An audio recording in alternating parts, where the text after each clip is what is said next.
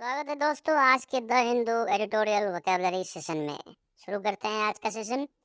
हमेशा की तरह 10 शब्द और हर शब्द के मीनिंग से जुड़े हुए 4 ऑप्शंस। आपको सही ऑप्शन सोच कर रखना होगा।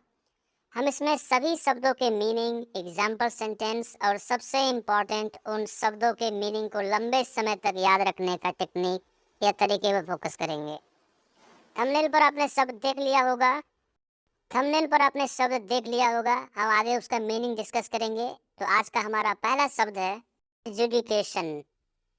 इसके 4 ऑप्शंस हैं, आप एक बार ट्राई कीजिए पॉज करके।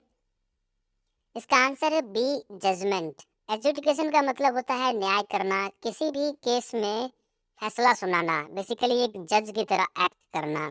इंग्लिश में देखते हैं इसका, the act of giving a formal decision on a disputed matter. यानी किसी भी डिस्प्यूटेड, विवादित मैटर पर एक फॉर्मल डिसीजन देने के एक्ट को एजुकेशन कहते हैं। एग्जाम्पल सेंटेंस क्या होगा? The court's education brought clarity to the legal dispute. यानी कोर्ट के फैसले ने लीगल डिस्प्यूट, जो कानूनी डिस्प्यूट था, उस पर एक क्लैरिटी लाया। इसे याद रखने का तरीका क्या होगा दोस्तों? एड जुडी से आप जज याद रख सकते हैं, तो जज की तरह एक्ट करने को ही एजुकेशन कहते हैं।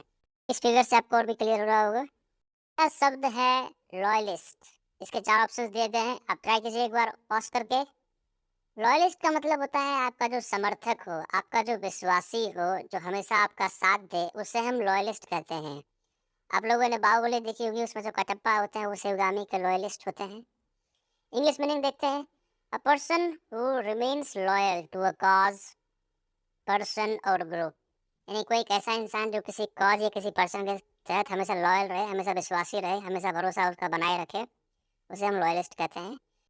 एग्जाम्पल सेंटेंस देखते हैं, the loyalist remain steadfast even in challenging times. यानी जो लॉयलिस्ट, जो विश्वासी था, वो स्टेडफास्ट अपने बात पर, अपने सपोर्ट पर अड़ा रहा चैलेंजिंग टाइम्स, मुसीबत के समय भी।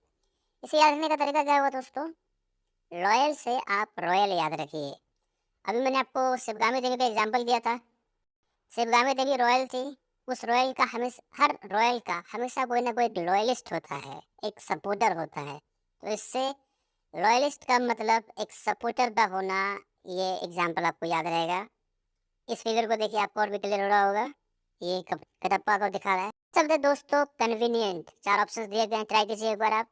कन्वीनियंट का मतलब होता है सुविधाजनक, यानी जो आपके लिए सुटेबल हो। इंग्लिश में देखते हैं इसका एक बार, suitable for one's needs, easily accessible. यानी एक इंसान की जरूरत के अकॉर्डिंग सुटेबल हो, इजिली एक्सेसिबल मतलब आराम से उसको एक्सेस कर सके हम। एग्जाम्पल सेंटेंस देखते हैं, the location was convenient for everyone attending the meeting. यानी लोकेशन सबके लिए बहुत ही सुविधाजनक था, इजिली एक्सेस कर सकते थे मीटिंग करने के लिए। इसे याद करने का तरीका क्या होगा? कौन से आप कौन याद रखिए, वेंट से सेंट। यानी कौन सा सेंट आप लगाते हैं, ये डिपेंड करता है कि आपकी ज़रूरतें क्या है, आपके लिए सूटेबल क्या है, आपको आसानी से क्या मिल जाता है। इस तरह से कन्वीनियंट का मतलब जो आसानी से मिल जाए, जो आपके लिए सूटेबल हो, आपके लिए सुविधाजनक हो, ये आपको याद रहेगा। इस फिगर से आपको और भी क्लियर होगा। अगला शब्द है दोस्तों विप। 4 ऑप्शन दिए गए हैं आपके सामने, एक बार आप ट्राई कीजिए इसे। विप को हिंदी में हम चाबुक कहते हैं। इंग्लिश मीनिंग देखते हैं इसका, a narrow strip of leather used for striking और अर्जिंग ऑन एनिमल्स। यानी एक पतली स्ट्रिप लेदर की, जिससे एनिमल्स को स्ट्राइक करते हैं, मारते हैं, या उन्हें हम अर्ज करते हैं किसी हम काम को करने के लिए।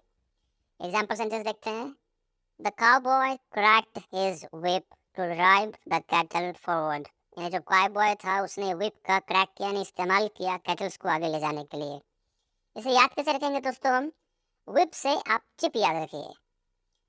सब लोग घोड़े को आगे बढ़ाने के लिए चाबुक मारते हैं, लेकिन आप एक बहुत ही कंपैशनेट आदमी हैं जो अपने घोड़े को चिप्स खिलाते हैं और वो भागना शुरू कर देता है।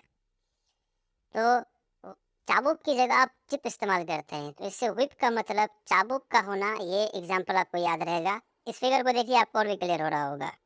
शब्द है दोस्तों एक्नॉलेज। 4 ऑप्शंस दिए गए हैं, एक बार आप ट्राई कर लीजिए इसे। एक्नॉलेज का मतलब होता है किसी एक चीज के रिकॉग्निशन देना, उसे स्वीकृति देना, उसके एक्सेप्ट कर लेना, उसे हम कहते हैं एक्नॉलेज। इंग्लिश में देखते हैं, एक्सेप्टेंस और रिकॉग्निशन ऑफ द ट्रुथ और एग्जिस्टेंस ऑफ समथिंग, यानी सच को मान लेना या किसी एक चीज़ के एग्जिस्टेंस को एक्सेप्ट कर लेना, इसे हम एक्नॉलेज कहते हैं। एग्जाम्पल से जैसे देखते हैं, she noted to acknowledge the compliment, यानी कॉम्प्लीमेंट को एक्सेप्ट करने के लिए, रिकॉग्नाइज करने के लिए, स्वीकृति देने के लिए उसने नोट किया हाँ में। इसे याद रखने का तरीका क्या होगा? एक्नॉलेज में नॉलेज शब्द है, नॉलेज का मतलब होता है ज्ञान या जानकारी का होना। आप किसी भी चीज़ को स्वीकृति कब देंगे? जब आपको उस चीज़ के बारे में ज्ञान या जानकारी हो। तो एक्नॉलेज का मतलब ज्ञान या जानकारी का होना, उससे आप स्वीकृति का देना, ये आपको याद रहेगा। इस फिगर को आप देखेंगे तो आपको और भी क्लियर होगा। अगला शब्द है दोस्तों ओवरवेल्म। 4 ऑप्शन से ट्राई कीजिए आप एक बार। इसका आंसर है option C, overpower. Overwhelm का मतलब होता है कोई भी चीज़ जो आपको अधिक प्रभावित कर दे, या किसी को बुरी तरह से हरा देना को भी ओवरवेल्म कहते हैं।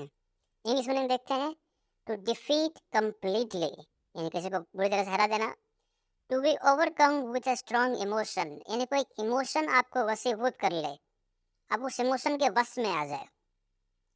एग्जाम्पल सेंटेंस देखते हैं, the news of success overwhelmed her with Joy, यानी सक्सेस की जो न्यूज थी, कामयाबी की जो खबर थी, उसने उसे जॉय, खुशी से ओवरवेल्म कर दिया, अपने वश में ला दिया, वो बहुत ज़्यादा खुश हो गई। इसे याद रखने का तरीका क्या होगा दोस्तों? ओवर से ओवर होना, किसी भी चीज़ का ओवर होना बोलते हैं। वेल से आप बेल याद रखिए। आप जब स्कूल में होते थे तो स्कूल की जो पहली घंटी हुआ करती थी, उससे आप टेंशन हो जाते थे, अब पढ़ना पड़ेगा।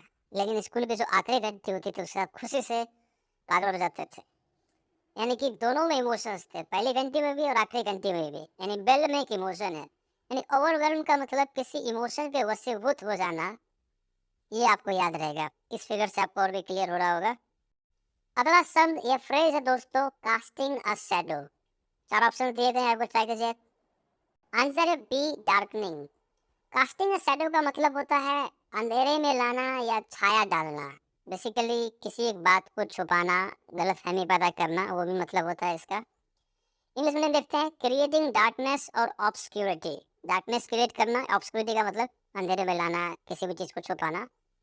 एग्जाम्पल सेंटेंस देखते हैं, the tall trees were casting a shadow over the path, यानी लंबे लंबे ट्रीज जो थे वो परछाई डाल रहे थे पाथ के ऊपर, या बेसिकली अंधेरा कर रहे थे। इसे याद रखने का तरीका क्या हुआ दोस्तों? बहुत आसान है। शैडो का मतलब अंधेरा या डार्कनेस, आप याद रखिए। तो अंधेरा से आपको रहेगा अंधेरे में रखना, किसी भी चीज़ को छुपाना, और डार्कनेस का मतलब डार्क करना किसी एक चीज़ को।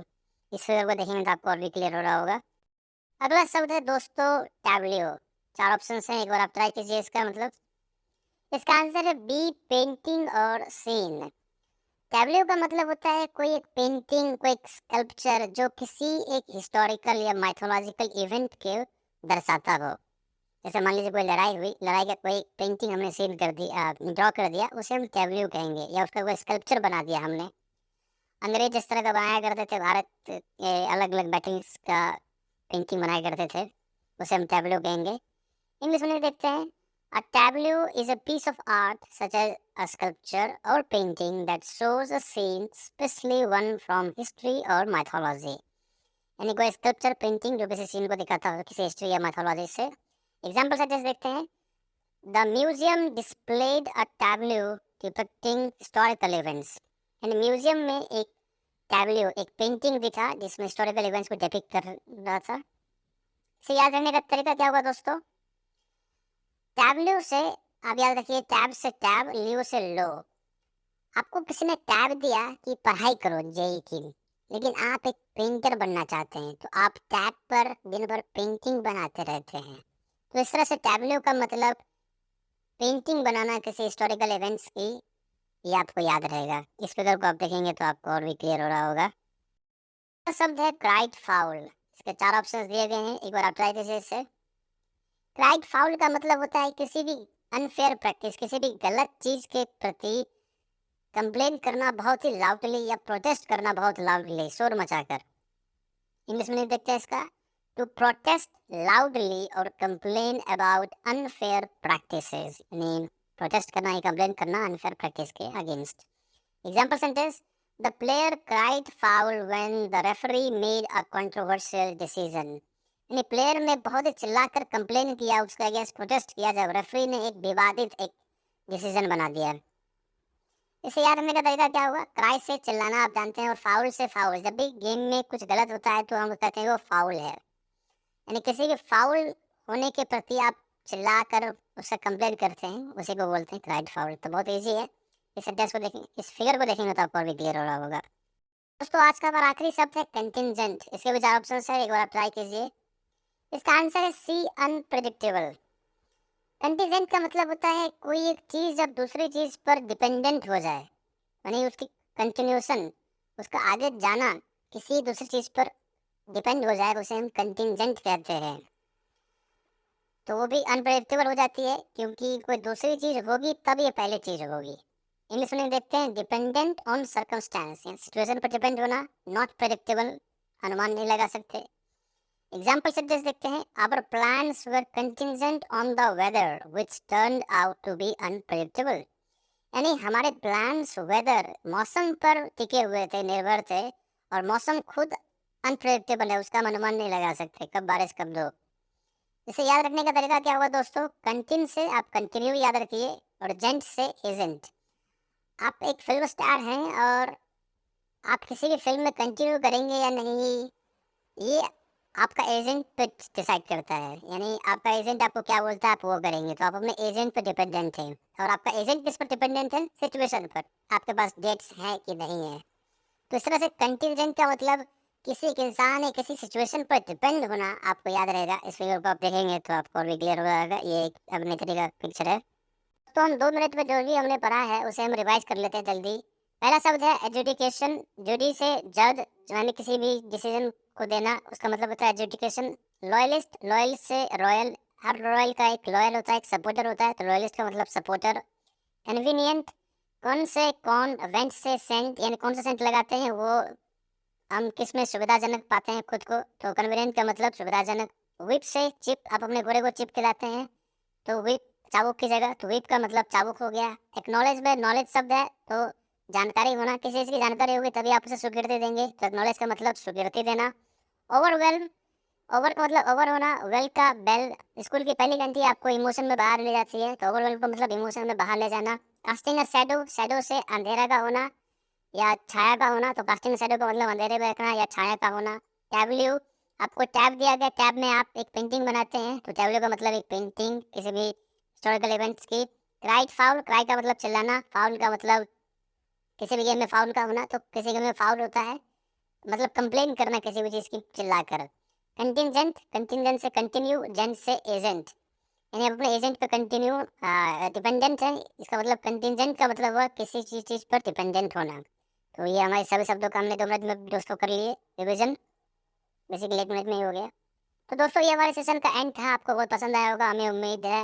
अगर आपको पसंद आया है तो आप इसे लाइक कर सकते हैं, हमें कमेंट्स में बताएं आपको सबसे बेहतरीन स्टोरी कौन सी लगी और आप कौन से शब्द की स्टोरी जानने हैं। अगर आप चाहें तो चैनल को सब्सक्राइब कर सकते हैं, वीडियो को लाइक कर सकते हैं। बहुत बहुत धन्यवाद, कल के सेशन में मिलते हैं।